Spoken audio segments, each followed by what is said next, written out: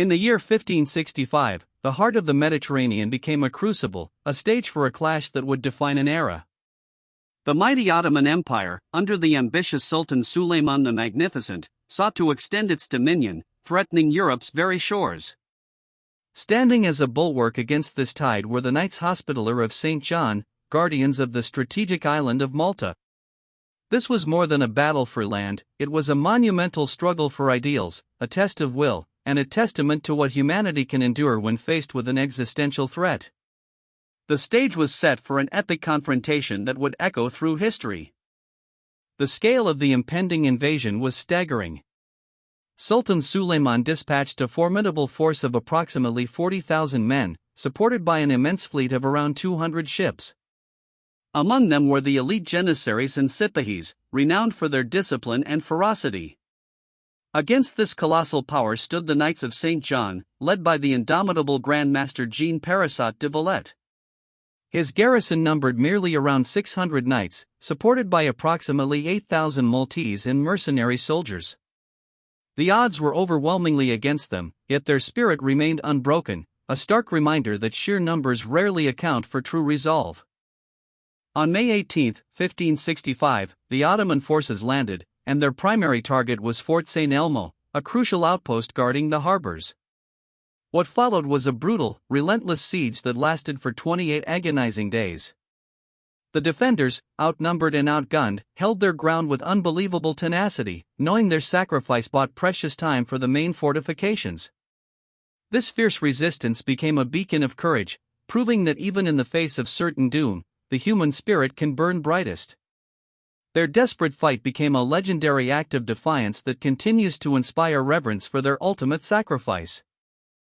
On June 23, 1565, Fort St. Elmo finally fell. All its defenders were massacred, a grim warning from the Ottomans. But Grand Master de Valette, instead of allowing despair to consume his forces, used this tragedy to harden their resolve. He understood that true leadership transforms horror into a unifying purpose. He swore vengeance and declared that the defenders of Birgu and Sanglier would fight to the last man. This moment marked a critical shift, where the will to survive became an unyielding defiance, showing that even from the depths of loss, an unconquerable spirit can emerge to inspire ultimate victory. With St. Elmo gone, the Ottomans turned their full fury on the twin cities of Birgu and Sanglier, protected by Fort St. Angelo. For weeks, the bombardment was constant, and assaults were relentless. Yet, the Knights and Maltese populace met every attack with ingenious defenses. They deployed exploding fire hoops against assaulting Turks, engaged in fierce hand-to-hand combat, and countered tunneling warfare with their own subterranean battles. This creative and desperate ingenuity, born from necessity, showcases humanity's incredible capacity to innovate and persevere, proving that brilliance often blossoms brightest under the most intense pressure imaginable. Grand Master Jean Parasat de Valette was the embodiment of the knight's spirit. Refusing to stay in the safety of his headquarters, he was often found on the front lines, personally rallying his men, tending to the wounded, and even joining the fray. His unwavering presence and refusal to surrender, despite unimaginable casualties, galvanized every defender. He projected an image of invincible determination, inspiring each soldier to find the same courage within themselves.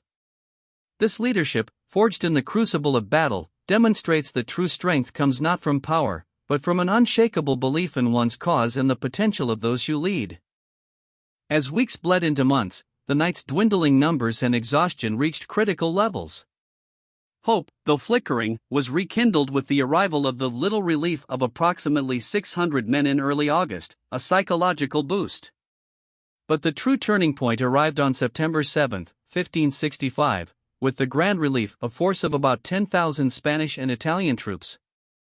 This sudden influx of fresh, determined soldiers shattered Ottoman morale. Facing the imminent winter and heavy losses, their ambition began to wane, proving that even the most formidable opponent can be broken when confronted with persistent defiance and an unexpected surge of renewed strength. Demoralized and depleted, the Ottoman forces began their withdrawal on September 8, 1565. What had begun as an overwhelming invasion ended in a decisive, humiliating defeat for the Ottoman Empire. This victory for the Knights Hospitaller and the Maltese populace was monumental. It halted Ottoman expansion into the Western Mediterranean, securing Christian Europe and boosting morale across the continent. This outcome showcases how steadfastness and courage can reshape geopolitical landscapes, reminding us that no challenge is too vast when met with collective will and an unyielding belief in one's cause. The Siege of Malta in 1565 transcends a mere military engagement. It became an enduring symbol of Christian resistance, resilience, and the triumph of the human spirit against seemingly insurmountable odds. In its aftermath, Jean Parasat de Vallette founded the magnificent city of Valletta, Malta's capital, a lasting monument to the courage displayed. The story of Malta reminds us that our greatest strengths often emerge when we are tested most severely. It's a powerful narrative about what can be achieved with unwavering resolve and collective purpose, inspiring us all to face our own impossible challenges with courage and conviction, knowing that true victory lies within the will to persevere.